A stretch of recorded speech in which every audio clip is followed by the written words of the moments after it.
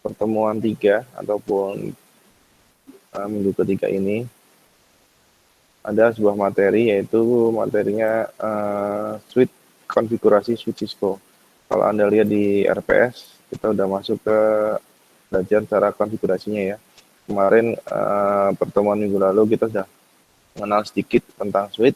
Nah, sekarang kita mencoba mengenal lebih jauh tentang switch Cisco ini.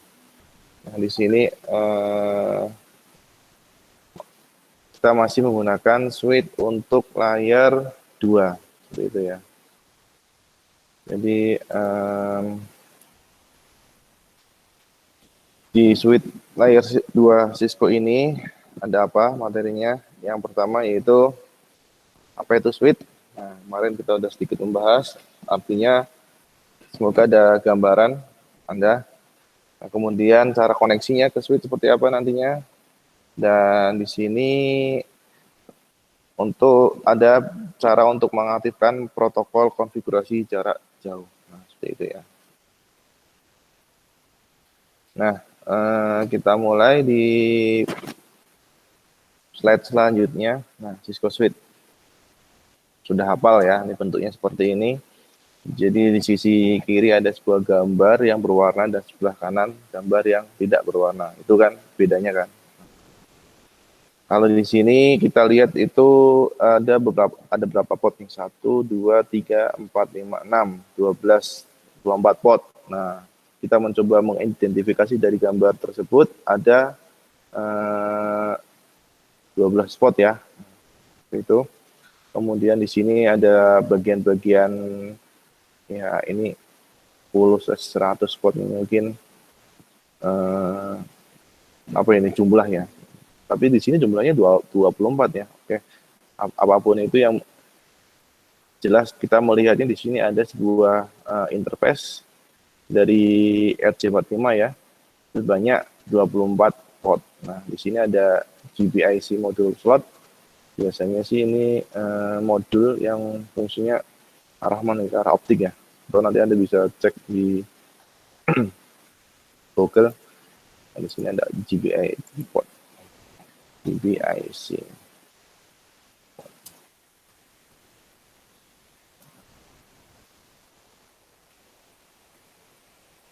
Nah, optik benar ya. Mungkin ini arahnya ke optik ya. Oke. Kita lanjutkan. Itu sekilas tentang switch ya. Kemudian di slide selanjutnya ada sebuah contoh, yaitu switch 3500 XL series. Nah, di situ Anda bisa melihat. Nah, di sini ada tampak depan dan di sini ada tampak belakang. Kelihatan nggak nih gambar? Jelas ya. Tampak depan, ini ada ilustrasinya, misal ada apa namanya, ada port Ethernet atau colokan Ethernet yang masuk ke portnya. Kemudian di sini ada indikator-indikator LED. Nah, dari sistemnya, redundansinya, statusnya, utilization-nya, duplex sampai ke speed-nya. Jadi di sini kita menggunakan Cisco Switch 3500 series-nya contohnya. Kemudian RJ45 console port akan menjadi bagian penting dari proses konfigurasi switch. Kenapa menjadi bagian penting? Karena si switch itu kan nggak punya monitor kan, nggak punya sesuatu layar untuk ditampilkan informasi yang ada di dalamnya kan. Nah, maka dari itu untuk mengakses isinya apa sih, ataupun untuk mengkonfigurasi lebih lanjut, karena dia nggak punya layar untuk memberikan informasi, kita bisa menggunakan RJ45 console port-nya untuk mengkonfigurasi ataupun melihat dalamnya seperti apa. Maksudnya melihat dalamnya itu kita bisa mengkonfigurasi, melihat fiturnya dan semua. Iya, intinya sih proses konfigurasi pada switch ya. Kalau melihat dalamnya ya berarti kita dibuka gitu kan, dibuka ataupun dilepas covernya ya, melihat dalamnya. Maksudnya melihat dalamnya adalah proses konfigurasinya gitu. Nah, di sini tadi ada beberapa informasi tentang LED. LED itu kan lampu ya.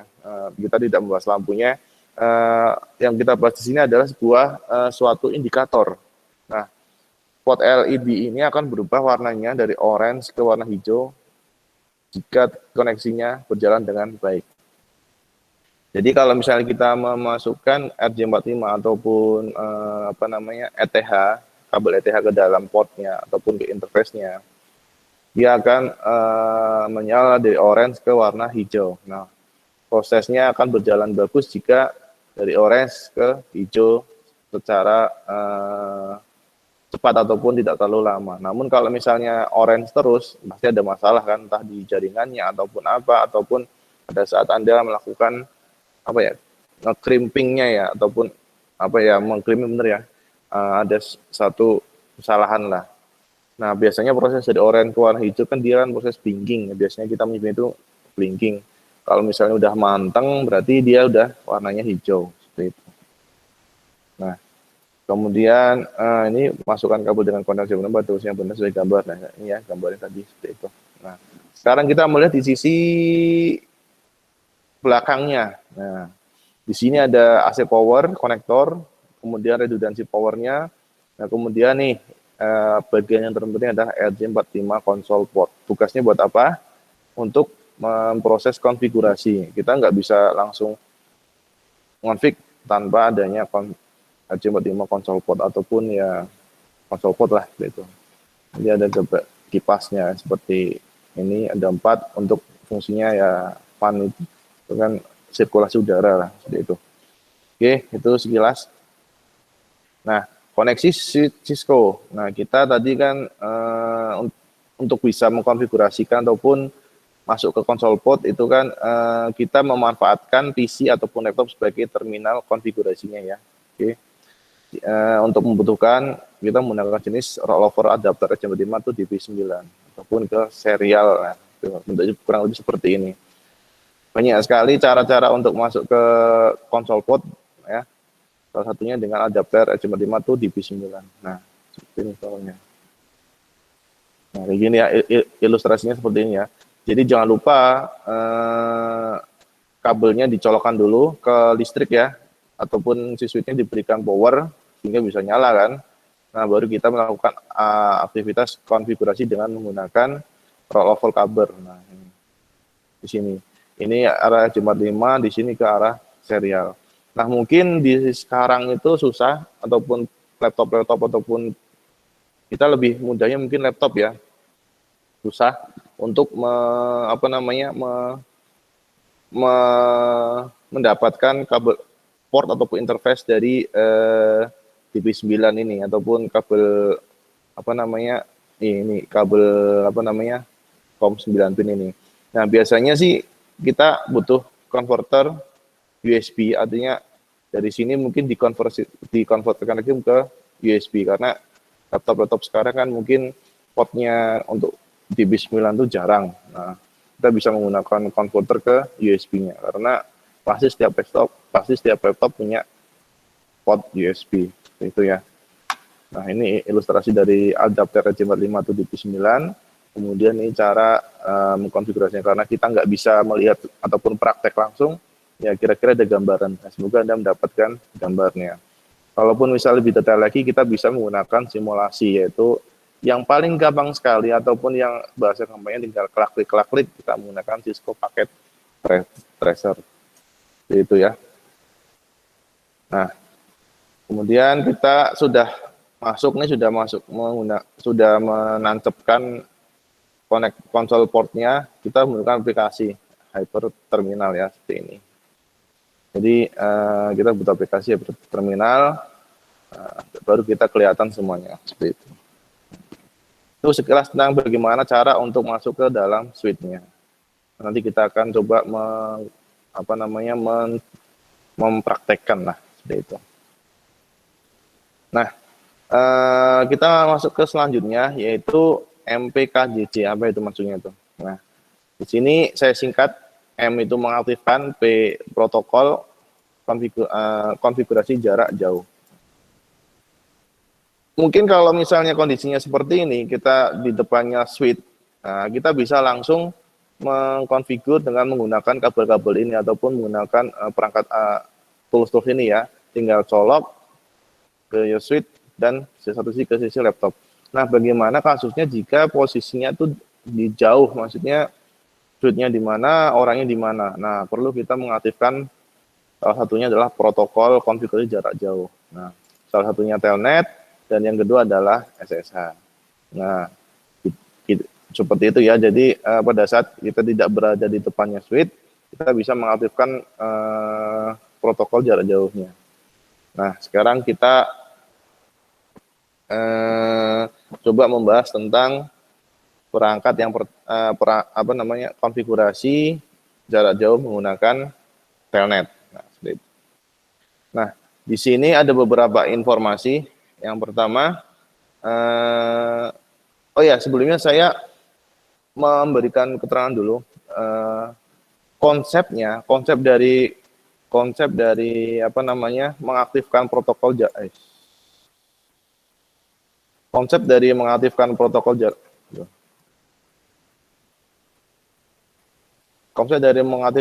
jarak jauh ini, yaitu konsepnya adalah seperti klien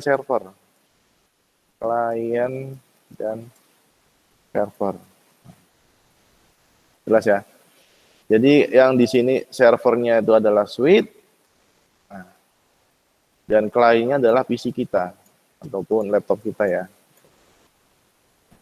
Jadi kalau kita ada proses konsep client server, jadi ada sesuatu yang membutuhkan proses konfigurasi. Nah, proses konfigurasi itu kan di sisi kliennya ya, di PC-nya kan, ataupun di laptop kita kan. Nah, servernya itu berada di switch. Nah, jadi kita akan melakukan sesuatu untuk diberikan ke servernya ataupun ke switch-nya itu. Jadi prinsip dari mengaktifkan protokol konfigurasi jarak jauh ini prinsipnya menggunakan klien dan server.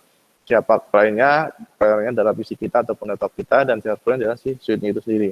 Jadi ada sesuatu yang diambil ataupun sesuatu yang akan dikirimkan ke servernya.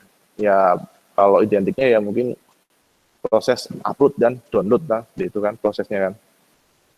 Oke, jelas sampai sini ya. Oke. Kemudian kita masuk ke telnet dulu nih.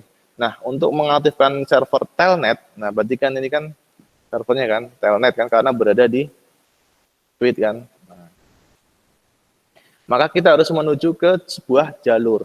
Nah, jadi untuk mengaktifkan telnet sebagai servernya sini, kita harus menuju ke jalur ataupun line. Nah, dengan nama jalurnya itu namanya VTY, Virtual Teletype. Jadi ya Anda bisa interpretasikan sendiri adalah virtual teletype, berarti sesuatu yang ditulis secara virtual ya, seperti itu ya, kurang lebihnya ya. Kemudian di sini ada sebuah informasi yaitu angka 0 dan 1. Nah, jadi jumlah maksimum jalur. Nah, angka 0 dan 1 adalah jumlah maksimum jalur yang digunakan untuk mengkonfigurasikan si switch secara bersama-sama, yaitu jalur 0 dan jalur 1. Nah, itu. Jadi konfigurasi telnet seperti ini ya. Kita ada line di sini adalah sebagai sebagai jalurnya, kemudian VTY namanya kan, jalurnya kan namanya VTY, Virtual Teletype, dan 01 adalah sejumlah jalur 0 dan jalur 1, jadi jumlah maksimal jalur yang dipakai, itu ya. Jadi konfigurasinya komennya pakai line VTY 01. Nah, seperti itu. Nah, kita tahu switch itu kan ada di layer 2 loh. Artinya apa? Si switch itu tidak bisa diberikan interface. Artinya di interface switch itu tidak bisa diberikan IP. Nah, jadi kita memanfaatkan konfigurasi default di VLAN 1. Nah, ibaratnya itu interface-nya lah. Nah, seperti itu. Jadi langkah untuk membuat telnet, kita mengaktifkan dulu konfigurasi interface VLAN 1, kemudian baru kita mengkonfigurasi si telnetnya. Kenapa kok kita mengkonfigurasi interface VLAN 1? Karena ya ini, di interface switch layar itu tidak bisa diberikan IP. Nah, karena itu kita memberi IP di interface VLAN-nya. Sebagai default-nya adalah VLAN 1. Nah, bagaimana cara untuk mengetahui konfigurasi ataupun apa-apa saja yang sudah ada di switch secara default, maksudnya bawaan switch kosong itu kan mengecek dulu kan bawaannya apa saja. Nah, kita gunakan perintah show IP interface beef ya, untuk melihat bawaan ataupun settingan default-nya. Settingan default ataupun apa-apa aja yang ada di dalam switch-nya. Oke, kita langsung contohkan saja ya. Nah, saya dapus ini. Jadi di sini saya, kalau Anda di depan laptop silahkan langsung buka paket tracernya untuk belajar ataupun latihan ya. Nah, di sini saya ambil switch 2900 bebas. Nah, tadi kan saya bilang kalau simulasi yang paling gampang menggunakan Cisco paket tracer. Karena apa? Kita tinggal drag and drop, kemudian klik, muncul, ya kan? Muncul, klik, kemudian kita bisa langsung ke konfigurasinya. Nah, tapi kalau secara realita ya kita butuh sebuah laptop di sini kan. Nah, kemudian untuk masuknya kita butuh sebuah kabel konsol. Nah, untuk kabel konsol ini RS232 untuk mengkonfigurasikan. Nah, seperti ini kan. Nah, kemudian apa kita bisa langsung masuk? Nah, kita coba cek dulu ya. Nah, kita coba cek apakah laptop langsung bisa masuk ke sini, ke switch-nya. Kalau di paket tracer tinggal diklik di switch-nya, langsung tampak halamannya kan, ataupun tampak tempat untuk mengetikkan konfigurasi kan, perintah komen-komennya kan. Nah, itu kalau di simulasi. Nah, kalau di realita kita nggak bisa ngeklik switch-nya, karena switch-nya kan benda mati seperti ini kan. Nah, nggak bisa diklik kan, ataupun ini nggak bisa dikliknya. Jadi kita perlu suatu tools ataupun alat lagi, yaitu laptop dengan bantuan kabelnya itu kabel konsol. Nah, untuk kabel konsol itu kita masuknya adalah menggunakan terminal atau command prompt. Tadi ceritanya kan ini ya, kabel konsol ini kan menggunakan hyper terminal. Nah, hyper terminal di sini kalau di simulasi, nah ini terminal ini. Nah, settingannya kita ya udahlah default aja, nggak usah diotak-atik. Kemudian oke. Nah, kita masuk nih ke switch-nya kan. Nah, masuk ini, nah, seperti itu kan. Ini kita kondisinya adalah ceritanya sedang berada di depan switch ya. Kita ceritanya adalah di depan switch. Nah, seperti ini nih. Nah, di depan switch seperti ini ya ceritanya, jelas ya. Nah, bagaimana keadaannya ya? Tadi masuk ke konsol, kemudian ini udah masuk, kita menggunakan ini terminal. Oke, jelas sampai sini settingannya default, tidak usah diubah, tinggal oke saja seperti itu. Sama kan? Kalau kita klik langsung di simulasi. Ya, ini kasusnya kalau misalnya simulasi, kalau di sini kasusnya ada real di depan laptop. Nah, bagaimana kasusnya jika posisinya adalah switch-nya ini katakanlah di mana? Di Padang. Nah, switch-nya di Padang ya. Switch-nya itu berada di Padang, di server Padang lah katakan gitu. Nah, ini orangnya, saya salah nih harusnya. Ini jalan ya.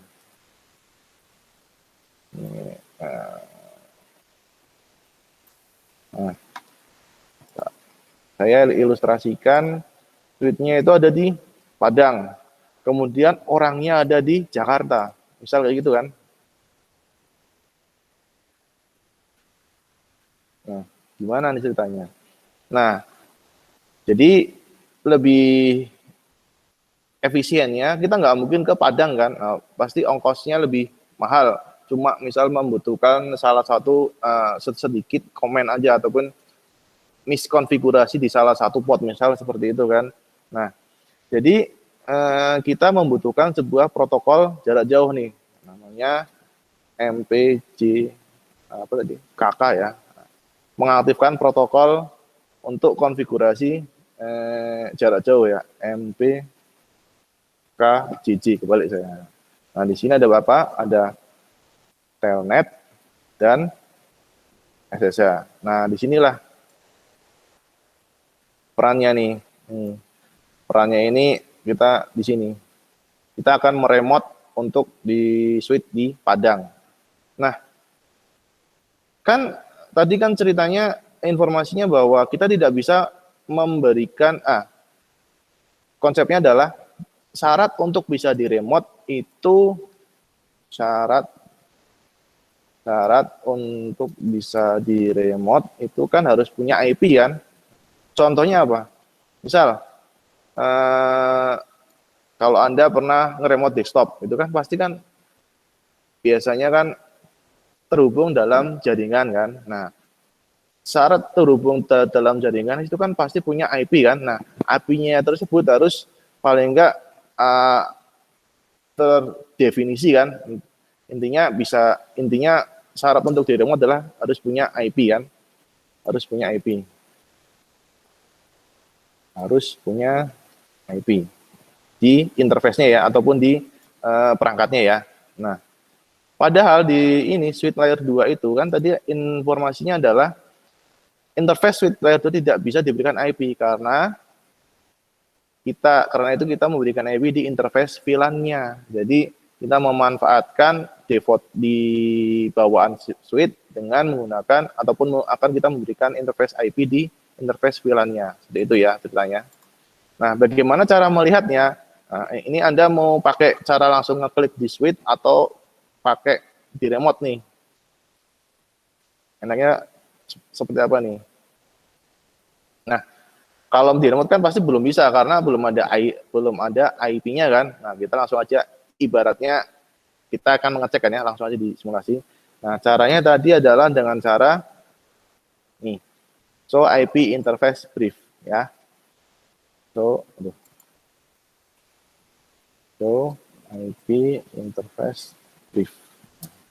Nah, disinilah ini adalah informasi bawaan apa-apa saja yang dibawa di dalam suite itu. Nah, suite ini ya, saya langsung klik di sini aja ya. Karena kan ini kan kita simulasi kan, kalau kita belum memberikan alamat IP-nya. Nah, untuk melihat apa-apa yang dibawa ataupun secara interface, ini kan namanya interface kan. Jadi suite ini membawa beberapa interface, artinya dari interface 01 sampai interface 024. Nah, berarti jumlah portnya adalah 24 dan diberikan bawaan Giga Ethernet 1 dan 2. Nah, kemudian tadi ada sebuah interface default yaitu VLAN. Nah, ini nih. Nah, kondisinya down. Nah, untuk meremote kita aktifkan dulu di VLAN satunya. Jelas ya? Jadi kita akan meremote, syarat punya remote itu harus punya IP-nya kan. Nah, kita harus mengaktifkan di sini. Kenapa di sini? Ya karena ini kan yang berada di dalam dirinya. Kalau di sini kan dia arahnya nanti kan udah ke user ataupun sudah di aplikasi lainnya ya. Jadi tidak bisa untuk dirinya sendiri. Nah, begitupun juga di Giga Ethernet. Dia tidak bisa untuk di dirinya sendiri. Artinya ini kan outputnya di sini, ini kan output kan. Jadi fungsi dari port 0 sampai 24 itu kan nanti jalurnya berbeda. Itu untuk orang lain gitu kan. Nah, ya bisa untuk di sini bisa, tapi amannya kita menggunakan VLAN saja, agar tidak terjadi suatu apa ya, jatahnya diambil gitulah, bahasa gampang itu. Oke, jelas ya. Oke, kita akan memberikan alamat IP di VLAN 1 untuk agar bisa di remote. Nah, caranya bagaimana? Caranya adalah kita cek di sini. Nih, konfigurasi inter VLAN 1. Oke. Jadi kita masuk konfigur terminal. Oke, jelas ya. Masuk ke konfigur terminal. Kemudian interface VLAN 1. Nah, kita udah masuk ke interface 1 ya ini ya. Kemudian IP address saya ini IP default aja, gampang pakai 100 gitu ya, 255, 255, 255, 0. Kelas C dengan subnet mas /24 ya. Nah, kemudian no shut. Change add to up. Nah, kemudian kita cek dulu di konfigurasinya apa sudah masuk. So IP interface briefnya. Nah, nih masuk ya. Jadi bedanya di tadi sebelum kita konfigur, nih belum. Nah, down. Gitu ya. Oke. Nah, kemudian kita akan mencoba meremote. Nah, kita akan mencoba meremote. Tadi IP-nya berapa? 192.168.100. Berarti kita di sini juga harus apa namanya? IP-nya adalah 192.168.1.2, katakanlah seperti itu kan. Oke. Sudah. Kemudian di sini ini posisinya kalau kita menggunakan terminal berarti berada di depannya kan, tapi kasusnya kalau misal bedanya di wilayah yang berbeda kita menggunakan remote kan. Nah, ini saya posisinya di depan laptop, berarti ini langsung ke switch-nya di depan laptop menggunakan terminal. Kalau tadi saya langsung diklik di sini ya sama aja. Nah, oke. Kemudian kita selanjutnya adalah mengaktifkan konfigurasi telnetnya. Nah, oke. Caranya adalah tadi sudah enable konfigurasi terminal. Ini saya pada saat ini nggak bisa. Ini apa nih? Oke, bisa. Kemudian line PTY 01. Nah, tadi kan ceritanya untuk mengaktifkan telnet kan menggunakan jalur kan ataupun line ya. Line-nya namanya adalah VTY, virtual teletype. Kemudian 01 itu jalur 1, jalur 0 dan jalur 1. Jadi jumlah maksimal ada 2 gitu kan. Nah, enter. Kemudian kita berikan passwordnya. Password buat apa? Buat pada saat kita mau masuk, kita harus ada keamanannya. Nah, kita berikan password. Cisco aja ya. Nah, Cisco. Password untuk pada saat kita mau login. Nah, oke. Kemudian kita exit. Exit. Nah, exit. Kemudian exit lagi. Nah, untuk tahapan ini kita sudah selesai mengkonfigurasi telnet. Nah, oke. Jadi ini posisinya belum di Jakarta ya, kita posisinya masih ada di Padang, karena tadi kan saya mengkonfigurasikan menggunakan terminal kan, jadi saya berada di Padang, di depan switch-nya menggunakan kabel konsol. Nah, kemudian saya menghubungi orang Jakarta, ini switch-nya sudah saya konfigur, silakan di remote, berarti posisinya seperti ini ya. Nah, oke, jelas ya. Paham nggak sampai sini? Paham ya? Oke. Kemudian remote berarti kita menggunakan command prompt. Nah, kita jalankan remote-nya. Command prompt itu CMD ya. Telnet tadi IP-nya berapa? 192.168.100. Bisa nggak nih? Nggak bisa. Kenapa nggak bisa? Ada yang tahu? Nggak bisa. Nah, kita butuhkan kabel. Nah, di sini nih. Tuh, kenapa kita butuh kabel? Nah, kita lihat dulu nanti. Ya, saya akan jelaskan. Di sini ada proses orange ya. Nah, tadi kan lagi proses untuk apa namanya?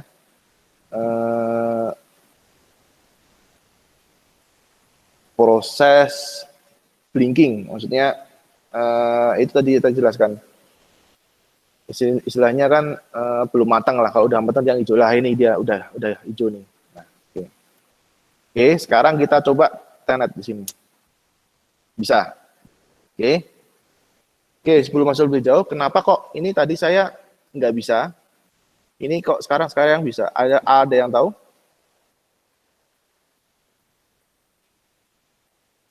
Halo?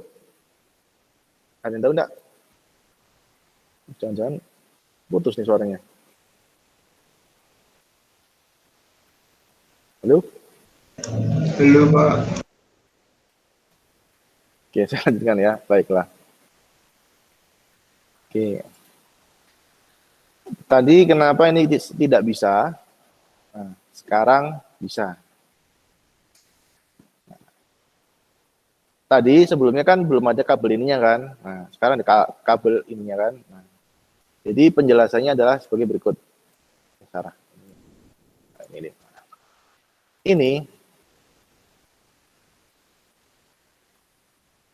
kita posisinya adalah di Jakarta. Padahal switch-nya ada di Padang kan. Nah, kabel ini ibaratnya itu dia kabel yang masuk jalur yang masuk ke network, sebuah network. Nah, network. Katakanlah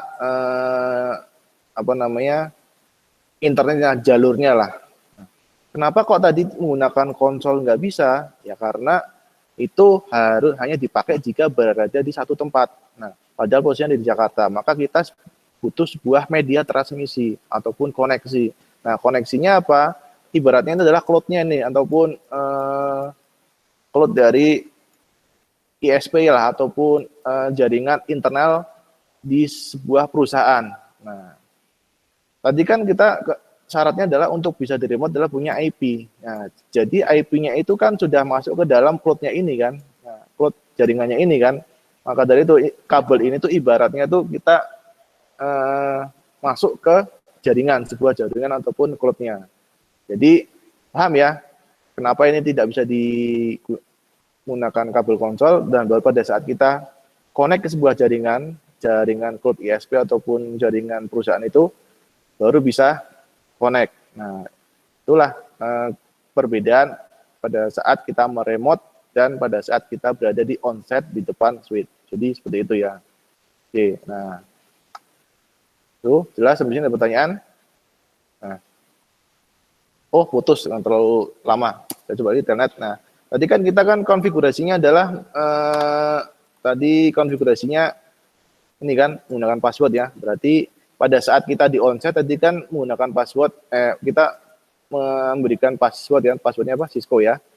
Nah, kita masukkan ke Cisco. Nah, ini masuk ke switch-nya. Terus kita bisa masuk ke enable dan proses selanjutnya lah, gitu. Oke. Nah, itu salah satu cara untuk meremote dengan mengaktifkan fitur telnet ya, seperti itu. Ini kenapa nggak bisa nih? Enable. Exit. Oke. Cisco.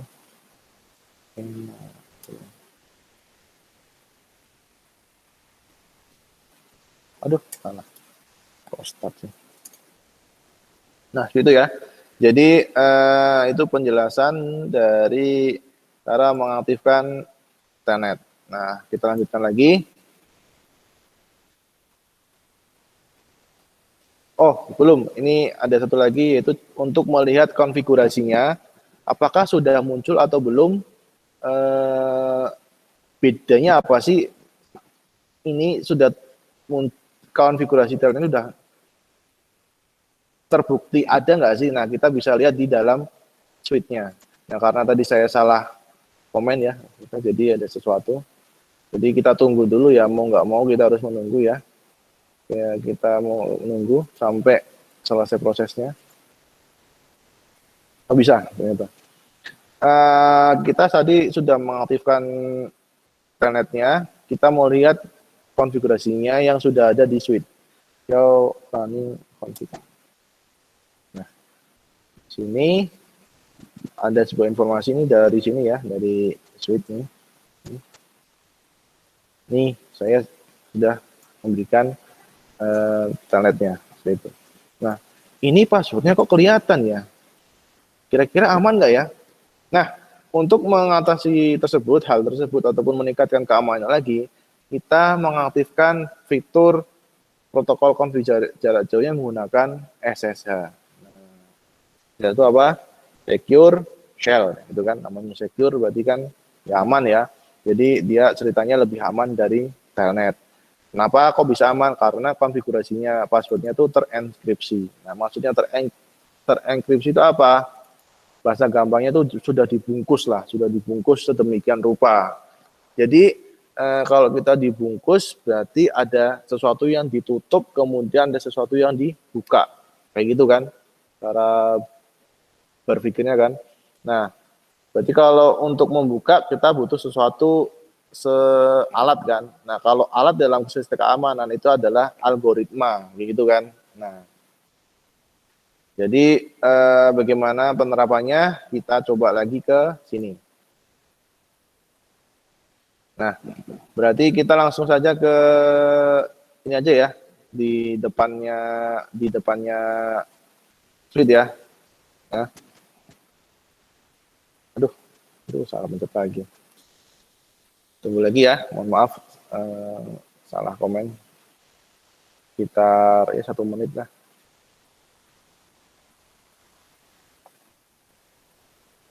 Jadi hati-hati pada saat misal Anda benar-benar mengkonfigur sebuah suite, perhatikan SOP-nya ataupun langkah-langkahnya.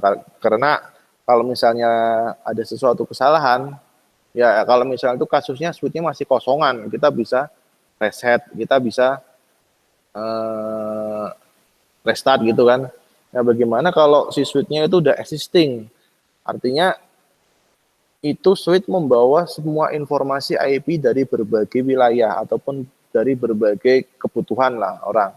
Kalau kita restart, wah bisa berabe itu, maksudnya orang-orang yang masuk ke situ bisa teriak-teriak, wah kenapa nih kok mati nih ya, itu kan urusannya panjang. Nah, maka harus hati-hati. Nah, ternyata butuh proses berapa lama nih. Oke, itu ya. Ini kita prosesnya adalah untuk mengaktifkan SSH-nya. Nah, mengaktifkan SSH password, nah, SSH password extension. Yang pertama adalah aktifkan dulu nih enkripsi passwordnya. Konfigur terminal service password encryption. Nah, sudah. Jadi kita mengaktifkan password enkripsinya, seperti itu kan. Nah, kemudian kita akan mengaktifkan server SSH. Ingat, tadi kan prinsip dari mengaktifkan protokol jarak jauh adalah seperti klien dan server kan. Nah, kita sekarang mengaktifkan dulu server SSH-nya. Bagaimana caranya? Caranya adalah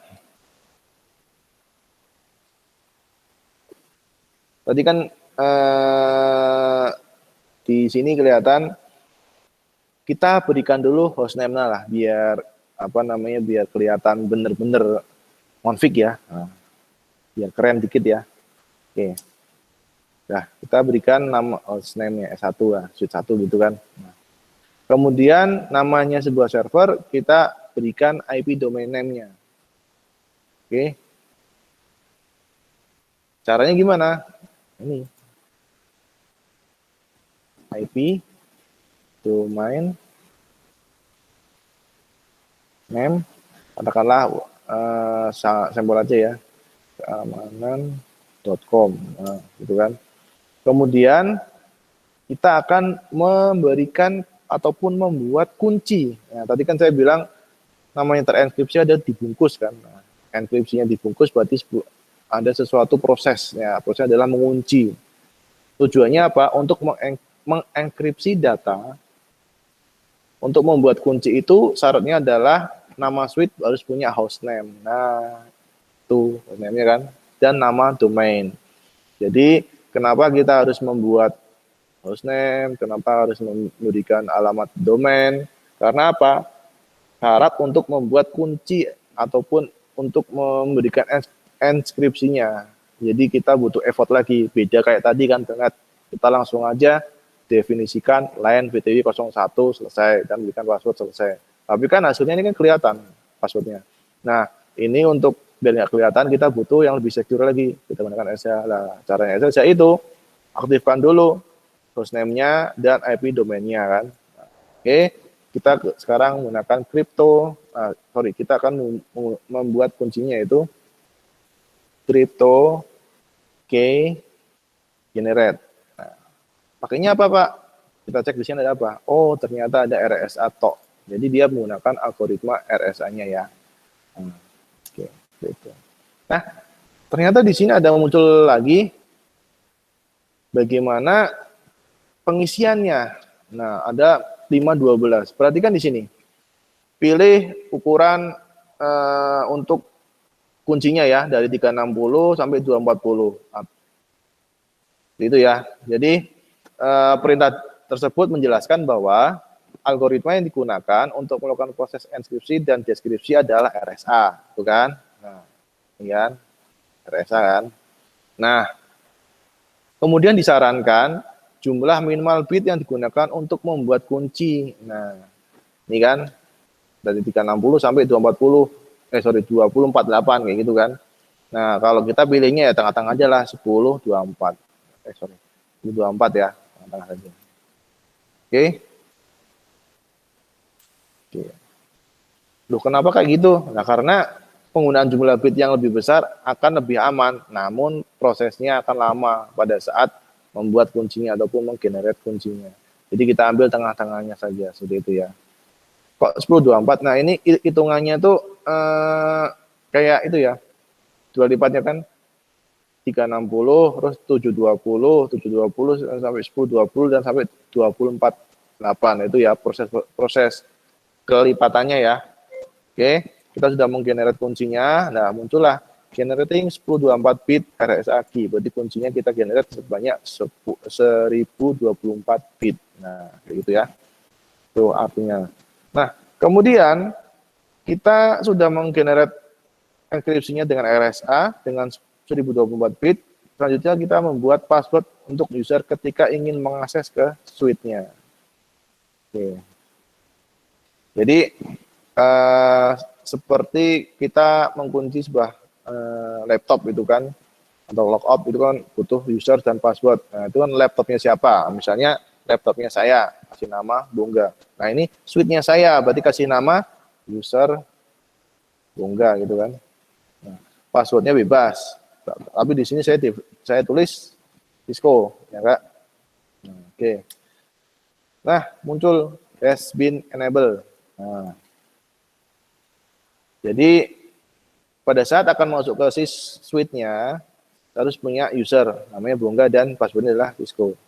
Nah, kemudian kita berikan password lagi untuk si suite-nya.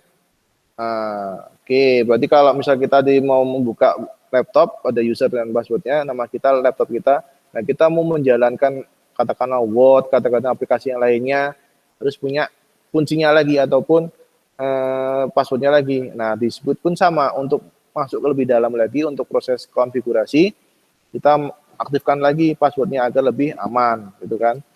Enable secret suite 1, 2, 3. Bisa seperti itu ya tentunya. Nah, oke. Selesai ya. Nah, kita cek ke topologi ini. Oke. Sip. Nah, kita keluar dulu ya. Karena kan ceritanya mau konfigurasi jarak jauh. Kita balik ke sini ya. IP-nya adalah 1.100. IP apa itu suite kan? Ternyata berbeda ya tampilannya di sini ya. Di sini kita buka telnet, kemudian password. Ini ya. Oh, sama. Nggak apa-apa. Berarti... Oh, salah ini saya. Ini kan telnet. Nah, sorry. Maaf. Saya salah. Tadi kan... Oke, kita putuskan dulu dengan suite. Nah, ini apa? Ini kan telnet kan? Nah, padahal kita apa? SSH. Berarti perintahnya bukan telnet, cuma adalah SSH. L Username siapa? Bungga. Alamat IP-nya berapa? 192.168.100 ya. Enter. Nah, berarti kan di sini. Tadi kita telnet cuma nembak IP-nya, selesai, masukkan. Tapi kalau SSH lebih secure dengan ini L, usernya siapa, user tadi ya Bungga, terus IP-nya berapa, ini. Nah, baru masuk. IP-nya tadi, password-nya adalah, apa tadi, Cisco ya. Oke, kita masuk ke suite-nya sekarang. Apakah bisa dikonfigurasikan? Oh, nggak bisa. Nah, tadi kan ilustrasinya ada sebuah laptop, laptopnya punya siapa? Punya saya. Terus saya harus berikan password dan username. Kalau udah bisa masuk, saya katakanlah ingin menjalankan suatu program, aplikasi, Word, ataupun yang lainnya. Nah, disitulah saya berikan password lagi agar tidak sembarangan. Nah, ini pun sama. Untuk konfigurasi suite-nya, kita harus memberikan password lagi. Passwordnya apa ya tadi ya? Suite 123 ya. Nah, loh, salah nih. Suite 123. Nah, baru ya. Jadi begitu. Jadi lebih aman. Ada beberapa tahapan ataupun layer-layer keamanan yang harus ditempuh. Jadi Anda bisa memilih apakah menggunakan telnet ataupun menggunakan SSH. Seperti itu. Oke. Kemudian show running configuration. Oke. Nah, di sini nih. Line VTY-nya sudah dienkripsi. Nah, seperti ini. Tadi penampakannya seperti ini, jadi jelas ya. Ini saya posisi di Jakarta, ini saya posisi di Padang tadi kan. Nah, ini sebelum konfigurasi SSH dan ini sudah konfigurasi SSH. Paham ya? Jadi ada gambaran ya. Jelas sampai sini? Ada pertanyaan? Halo? Yalah, nggak terjawab. Jelas lah ya. Jelas. Kemudian, oke, selanjutnya ada apa lagi nih? Nah, ini penting nih. Sebetulnya banyak di internet bagaimana cara untuk ngoprek. Nah, saya sampaikan, enggak, ya bukan semuanya, maksudnya yang penting saja. Yang penting selanjutnya adalah memberikan deskripsi ke port PC, memberikan label deskripsi port ini arahnya kemana, gitu kan? Paham nggak maksudnya? Jadi seperti ini. Oke, ya, ini ya. Saya berikan ilustrasi seperti ini ya. Port ini, suite ini kan katakanlah memiliki 24 port gitu kan. Nah, 24 port ini kan kalau secara real kita nggak tahu kan arahnya kemana.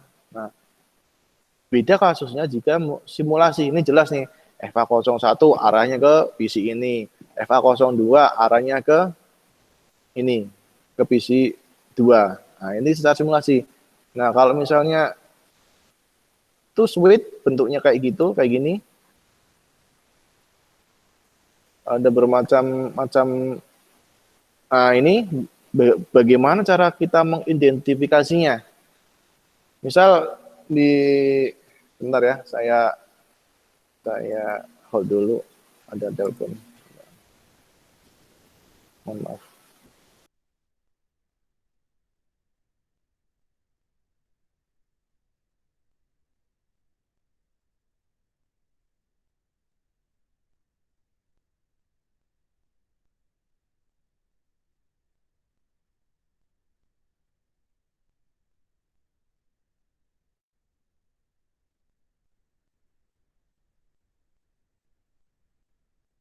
Oke, saya lanjutkan ya. Bagaimana tadi saya ini? Oke, bagaimana kasusnya kalau misalnya ini banyak yang nancep kabelnya dan ada suatu kasus, punya saya kok nggak connect ya? Nah, itu kan. Padahal di sini gambarnya jelas, artinya hijau semua. Artinya nggak secara konfigurasi luar lampu LED-nya tadi kan ada lampu indikatornya kan, warna hijau semua nyala, tidak ada yang masalah.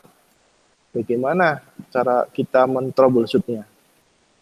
Nah, caranya adalah kita memberikan label biar tahu mana yang ada suatu kerusakan. Nah, itu kalau misalnya 24 ya, 24 pot. Nah, bagaimana kalau kita sudah kompleks konfigurasinya? Katakanlah switch ini kan ada salah satu fitur namanya VLAN kan. Nah, di sini. Switch ini kan ada satu fitur namanya VLAN kan. VLAN itu kan virtual, nah saya sedikit membahas, nah apa-apa untuk pertemuan hanya. Nah, VLAN ini kan kalau kita lihat ada beberapa ID dari 0 sampai katakanlah 4000 kan. Nah, 4000. Yang namanya virtual di dalam LAN berarti ini FA0 ini mengandung LAN sebanyak ini. Paham nggak maksudnya itu? Jadi di dalamnya FA01 ada beberapa LAN secara virtual sebanyak ID-nya 0 sampai 4000 katakan seperti itu ya. Nah, biasanya misal ada suatu kasus seperti ini.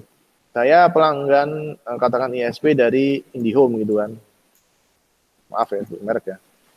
Nah, jaringan saya itu mati, down gitu kan. Nah, down. Terus saya lapor dong. Nah, kemudian dari teknis NOC, ini switch-nya ada di NOC kan, ngecek apakah ada sesuatu anomali ataupun sesuatu masalah. Nah, padahal secara konfigurasi katakan di NOC ini dia punya switch satu tok, jumlahnya adalah 24. Ya enggak mungkin dong 24 pelanggan. Nah, makanya kita menggunakan teknologi pinggan. Jadi teknologi VLAN ini dia bisa menghandle katakanlah dari satu pot ini menghandle sampai 40.000 pelanggan, gitu kan? Karena menggunakan VLAN ID. Nah, caranya gimana? VLAN ID di ini misalkan di pot FA01 itu daerahnya adalah Purwokerto Selatan, kayak gitu kan?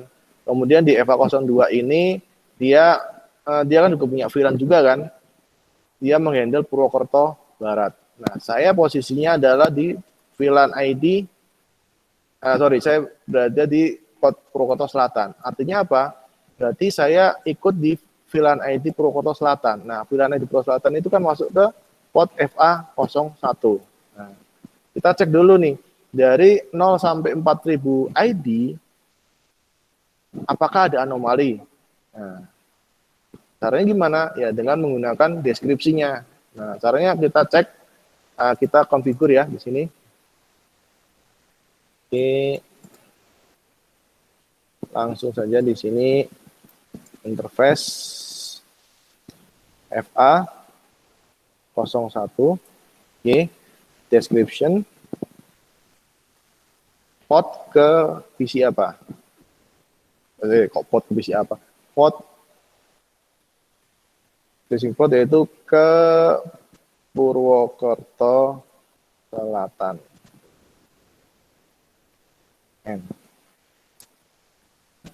Kemudian kita mengeceknya seperti apa? Show running configuration. Nah, ini ya. Jadi fungsi dari deskripsi itu memberikan labeling bahwa FA01 itu arahnya adalah ke Purwokerto Selatan. Nah, seperti itu ya. Nah, kasusnya lebih kompleks lagi, mungkin di FA01 ini tadi yang saya jelaskan, ada sebuah VLAN sampai katakanlah 4000 ID. Nah, setiap VLAN itu juga bisa kita berikan deskripsi. Nah, di situ kita bisa proses lebih dalam lagi, apakah di VLAN ID itu ada suatu anomali atau tidak. Biasanya konfigurasinya terlepas, ataupun kalau di VLAN kan kita menggunakan prinsip tagging kan, tagging ya, berarti nempel itu kan. Biasanya kalau misalnya lepas ataupun ada miskonfigurasi, ya pasti ada sesuatu problem kan. Tapi kan tidak menghambat secara fisik, ini interface itu nyala hijau, tapi kan di di dalamnya tuh ada suatu proses yang lebih detail lagi gitu loh.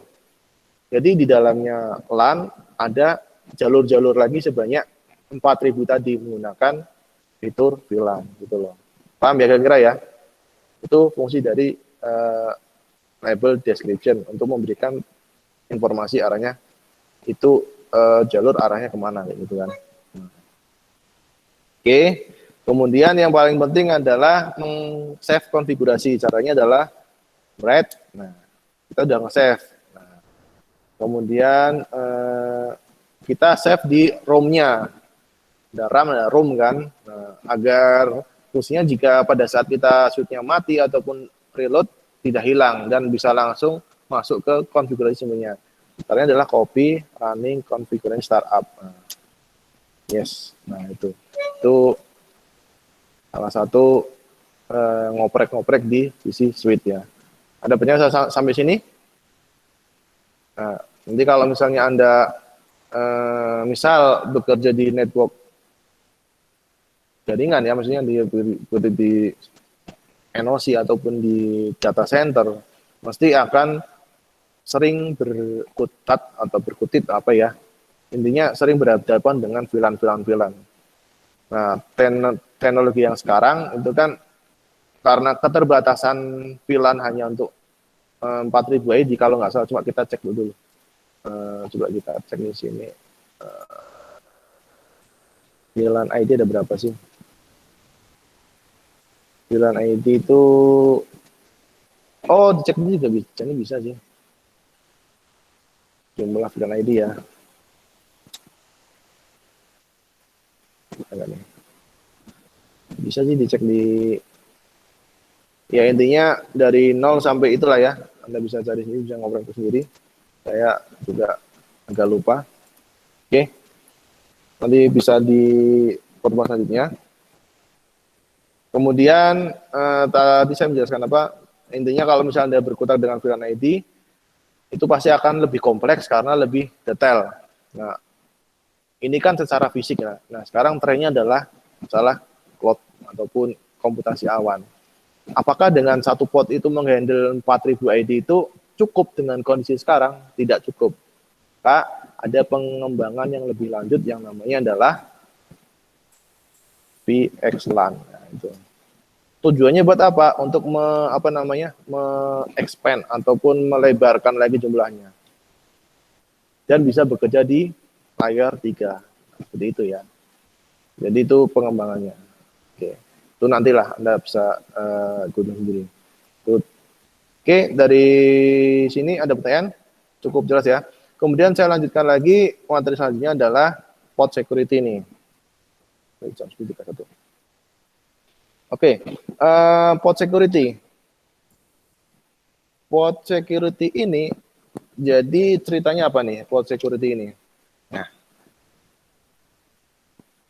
namanya port dan security. Berarti apa sih? Fasilitas untuk mengamankan port switch itu kan. Apa yang diamankan? Diamankan adalah port. Dari apa? Bukan dari penjahat, dari apa? Bukan ya. Dari seseorang yang tidak bertanggung jawab asal colok gitu kan. Artinya intinya port itu diamankan untuk tujuan komputer tertentu aja. Jadi misalnya katakanlah FA01, ya udah itu buat PC saya atau kan PC dosen. FA02 untuk PC arahnya mahasiswa gitu kan. Jadi antara dosen dan mahasiswa tidak bisa tercampur seperti itu. Oke, itu salah satu dari security di switch, khususnya di PC port kayak gitu kan. Nah, cara kerjanya gimana? Mencocokkan daftar MAC yang boleh untuk menggunakan sebuah port tersebut. Jadi tadi udah nyolok nih kabelnya, kemudian MAC-nya itu dicocokkan. Cocok apa enggak nih? Nah, pertanyaan selanjutnya, kenapa kok yang dilihat adalah daftar MAC-nya ataupun MAC address-nya? Kenapa? Kenapa yuk? Ada yang tahu? Ya, karena di switch itu kan dia data link yang layer 2 ya. Ya, yang dilihat adalah MAC address. MAC address dari siapa? Dari network interface card yang berada ataupun yang nancep di port tersebut. Nah, jadi acuannya adalah MAC address, seperti itu. Jadi acuannya MAC address yang berasal dari NIC perangkat yang nancep di sebuah port switch-nya itu, kayak gitu. Kemudian prosesnya apa? Prosesnya adalah menggunakan learning. Dalam artian kemarin kita membahas learning itu apa? Dia kan melihat, oh ada sesuatu yang nancep ini. Kalau selama dia nancep di port ataupun di interface-nya switch, ya berarti dia masih bisa menangkap informasi MAC-nya kan. Beda kasusnya kalau misalnya lepas ataupun down, itu berarti di tabelnya udah hilang secara otomatis gitu kan prosesnya. Anda bisa cek lagi di pertemuan kemarin ya. Tuh, port security. Nah, port security ini ada dua konfigurasi. Yang pertama, manual dan sticky. Nah, kita coba ya, yang manual dulu nih. Ini boleh saya hapus nih? Boleh. Oke. Oke, kita nih switch-nya. Oke. Nih, saya hapus ya.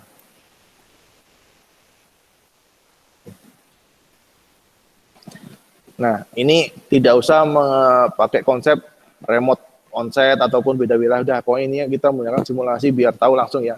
Ribet nanti kalau misalnya kita harus pakai 2 PC, pakai konsol, ribet. Nah, ini langsung diklik aja gini ya. Nah, kita butuh switch, langsung diklik aja di sini. Kok switch aja? Sendirian dong. Nah, kita kasih PC. Biar ada temennya nih. Kok 3, Pak? Ya bebas, setelah saya ya. Nah, enggak bercanda. Oke, di sini ada sebuah PC dan switch ya. Kita pakai kabel. Kabelnya apa? Track ya. Udah hafal, Anda pasti udah hafal. Oke. Kita pasang dulu. Nah, di sini. Oke. Kemudian, informasi apa yang harus kita detailkan untuk biar jelas. Yang pertama kita definisi dulu IP-nya dulu dong. Ya, kita berikan IP-nya dulu. 10, 10, 1. Astagfirullah. 10, 10, 10, 1. Oke. Nah, kemudian jangan lupa, tadi kan kita akan membahas tentang port security. Port security acuannya adalah MAC address, berarti kita copy dulu MAC address-nya nih. Siapa tahu bermanfaat ya. Nah, sini kan. Kemudian di sini ada informasi 1, artinya IP-nya 1 gitu ya. Nah, biar nggak bingung. Kemudian di sini kita konfigurasi di PC selanjutnya 10, 10, 10, 2. Oke, tapi kemudian di sini kita tempelkan 2, gitu kan. Nah, kemudian di sini kita berikan konfigurasinya juga 10, 10, 10, 3. Nah, tapi di sini 3. Oke. Nah, kemudian kita masuk ke switch-nya langsung. Oke, biar enak.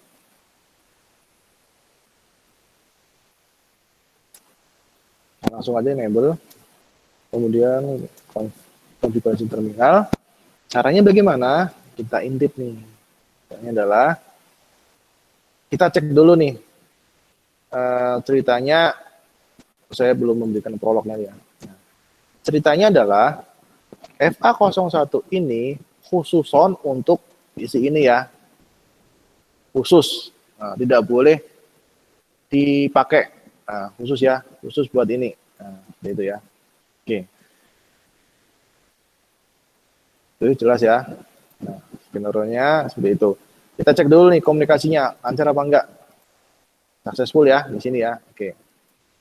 Jadi khusus ceritanya FA01 diperuntukkan untuk PC dengan MAC address 0437. Nah, itu.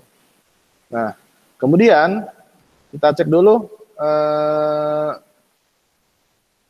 kondisi dari port security FA01. Apakah sudah terdefinisi atau belum? Caranya kita keluar dulu, maaf tadi. Show port security interface FA01. Nah, di sini FA01 arahnya ke 0437, dia masih disable status port security-nya. Kemudian secure down, violation-nya adalah shutdown. Nah, ini menarik kalau kita membahas tentang violation. Nah, di sini violation itu adalah sebuah hukuman, nah, bahasanya ya. Ataupun apabila terjadi suatu pelanggaran, dia harus ngapain? Nah, modenya adalah shutdown. Jadi, jika terjadi suatu pelanggaran, portnya akan mati. Nah, gitu ya. Kemudian aging time-nya, kemudian ini ada maksimum MAC address yang bisa dipakai, artinya FA01 ini bisa dipakai untuk berapa MAC address. Kita bisa setting nih, 1 sampai berapa lah. Nah, itu jumlah tuh bisa gampang Anda bisa otak-atik. Kemudian sticky MAC-nya 0000. Nah, kemudian di sini last source address-nya belum ada kan, karena kita belum mendefinisikan si FA01 itu punya siapa. Nah, nanti kita akan definisikan. Oke. Jadi caranya adalah kita masuk ke interface FA01-nya nih. Masuk ke interface, interface FA01. Nah, di sini. Kemudian kita aktifkan switch port mode apa. Nah, di sini, ternyata ada banyak akses dinamik ataupun terang. Karena kita fungsinya untuk mengakses, ya kita menggunakan akses saja. Akses, gitu kan. Oke, sudah. Kemudian switch port security, enter. Kemudian kita masukkan switch port.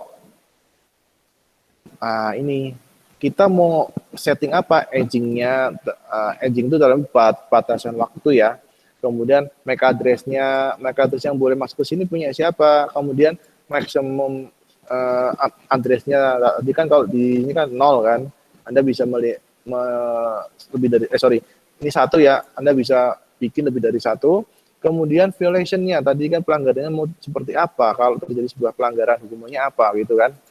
Nah, kalau di sini kalau terjadi pelanggaran, hukumnya adalah langsung shutdown si interface-nya.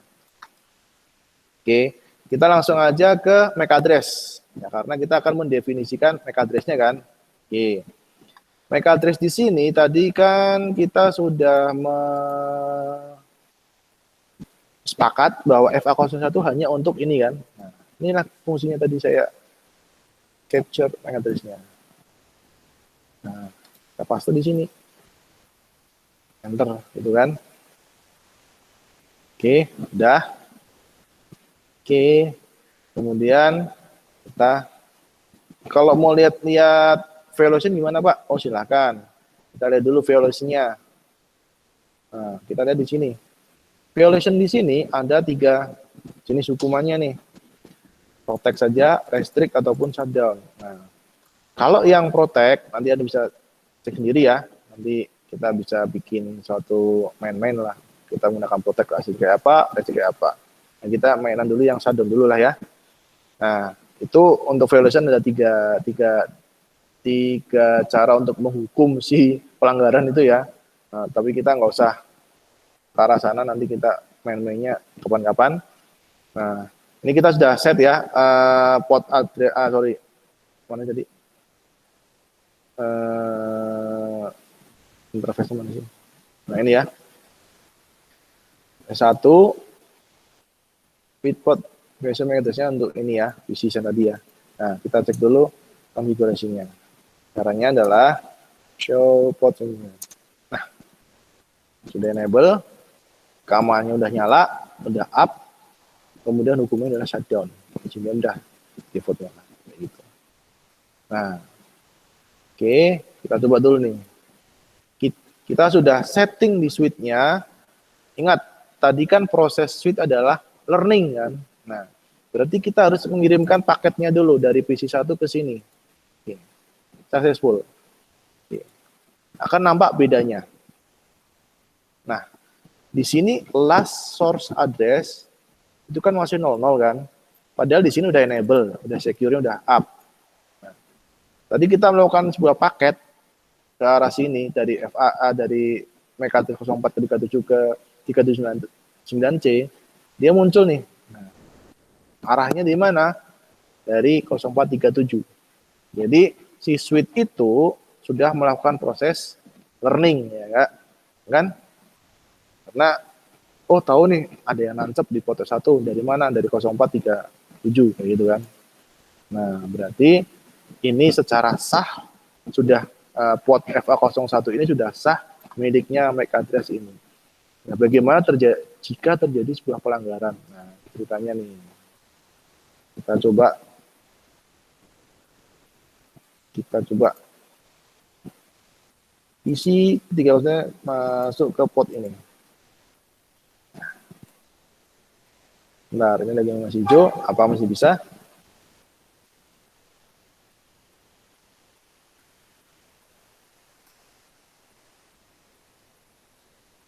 Apa yang terjadi? Ini, bentar, dia masih hijau, masih ya sorry masih orange, di proses.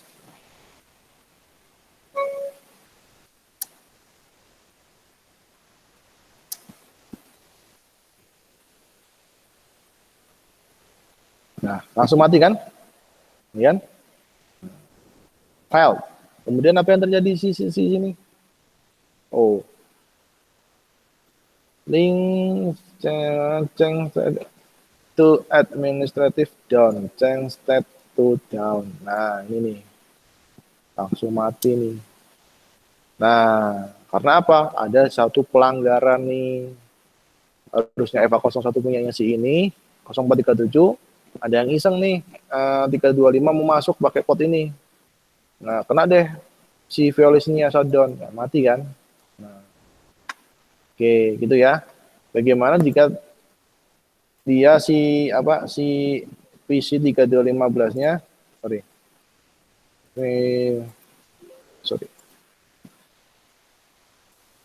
di port yang lain, nah, tetap nyala karena bebas, ini belum ada yang punya gitu kan. Nah, kayak gitu. Jadi kalau udah ada yang punya, jangan direbut ya. Kita belajar dari filosofi dari port security. Jika sudah ada yang punya, jangan direbut, itu ya kata kuncinya. Quotes hari ini. Jadi kalau misalnya masih available nih kan, ini kan masih available nih, FA022 nih. Kita cek FA022. Nah, disable. Jadi dia masih available kayak gitu ya. Bisa dong saya kirim, bisa. Nah, proses ya. Seperti itu. Jadi gitu. Jadi tidak boleh direbut. Nah, direbut urusannya panjang sampai mati juga kan. Oh, enggak itu. Oke, seperti itu ya. Itu port security yang mode apa tadi ya? Manual. Nah, oke. Kemudian yang sticky. Nah, berarti bahasa kami adalah gampang kita menyebutnya adalah otomatis. Nah, fasilitas pengaman port menggunakan sticky. Sticky itu ya prinsipnya kayak perangkat tikus lah kayak gitu. Jadi ibarat kata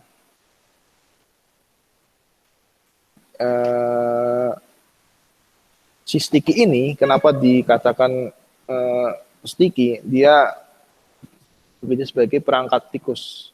Jadi yang namanya perangkap ada tikus masuk udah terkunci kan, tidak bisa ngapa-ngapain. Nah, tapi secara definisi kita sudah men-set atau kita sudah meletakkan jebakan tikusnya. Nah, kenapa dikatakan mengunci itu? Karena prinsip kerjanya yaitu dari mekanisme sticky itu kita kayak masang perangkap tikus dengan menggunakan lem ya ataupun apa itu. Nah, ketika si tikus masuk ke dalam jebakan itu kan si tikus nggak bisa keluar kan, ya udah di situ aja di dalam kan. Nah, sama seperti konsep sticky itu yang digunakan oleh perangkat switch. Ketika ada frame yang masuk secara learning ya, konsep learning tadi, perangkat switch akan melihat komputer mana yang masuk menggunakan salah satu portnya itu. Kita cocokkan dulu MAC address-nya nih, bener nggak nih? Atau punyanya orang udah direbut, nah itu kan udah nggak bener kan. Nah, kalau misalnya nggak bener ya udah langsung terperangkap, kayak gitu kan. Jadi jangan sampai menjadi pihak kedua kan. Nah, itu bahaya. Nah, oke, kita langsung aja ya, kira-kira analogi seperti itu. Udah, terima kasih. Ya udah, ini terakhir berarti ya. Nah, yang terakhir, Tiki tadi, ini kita butuh switch. Ini dihapus nggak nih? Perlu dihapus nggak? Nah, hapus aja ya, dihapus sih. Oke. Nah, yang kita menggunakan yang sticky. Nih, isi. Masih ada orangnya nggak? Tes. Masuk, Pak. Oh iya. Saya kira sudah siap. Yang kita butuh PC dan ini ya, sudah. Oke, kenapa 3? Ya udah 3 aja lah. Ganjil kan. Kemudian kita pasang di sini kabelnya.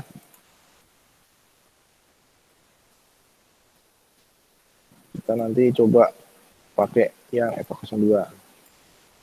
Nah, intinya tadi 192.168.11 karena seperti itu ya. Kemudian tadi kita ambil MAC address-nya. Tuh, kemudian di sini kita ambil juga MAC address-nya. 192 168 12.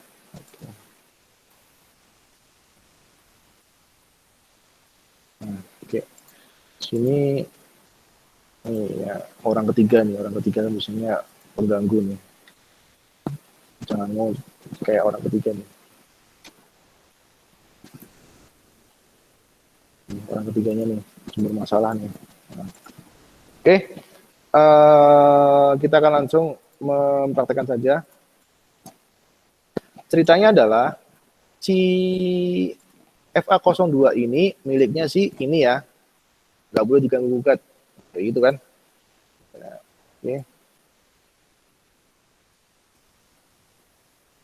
Hilang dong.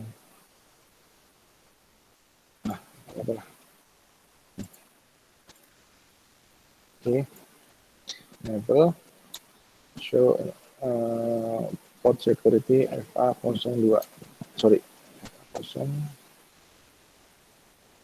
interface FA0. Nah, ini disable ya. Kita aktifkan di FA02.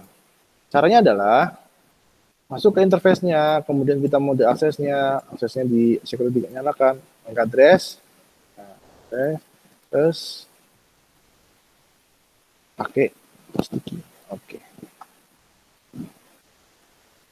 Konfigurasi terminal, ini ada FA02, kemudian switch port mode akses, kemudian support security-nya kita menggunakan daftarkan dulu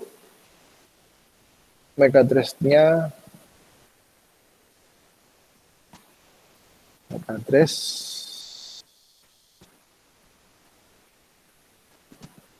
apa di sini. Oke, tadi kan kalau yang pertama manual MAC address kita menggunakan sticky kan. Nah, sticky. Nah, selesai.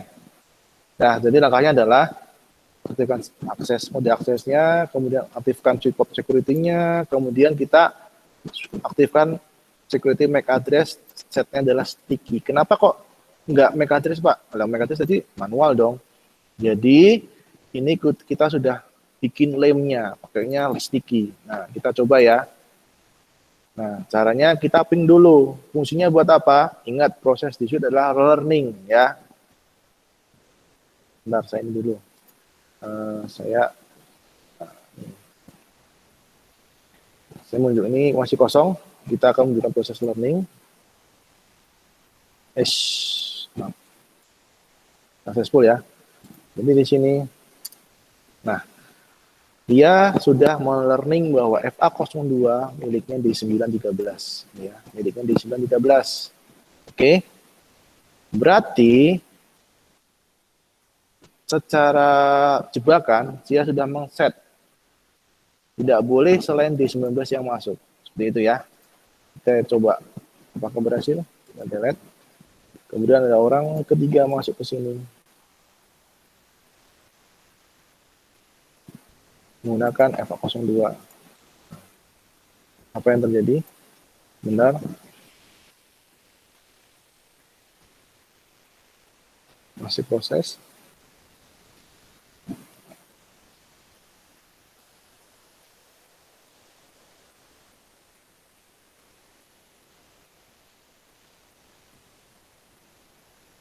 Kita tunggu sampai nyala hijau. Sambil menunggu kita melihat konfigurasinya ya. Untuk melihat konfigurasinya adalah show port security address. Jadi MAC address di sini ditambahkan secure sticky. Nyala kan? Melalui apa? Melalui FA02. Ini MAC address-nya di PC tadi.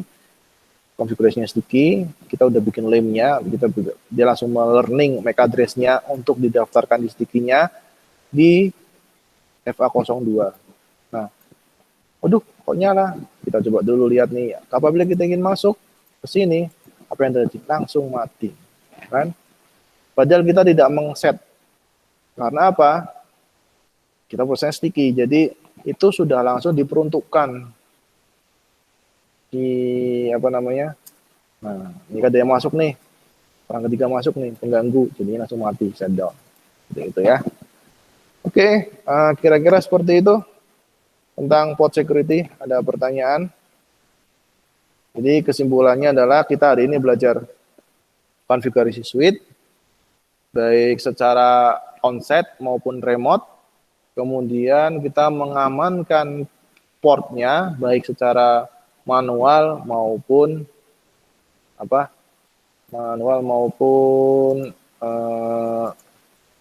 otomatis ataupun sticky, gitu ya. Jadi seperti itu.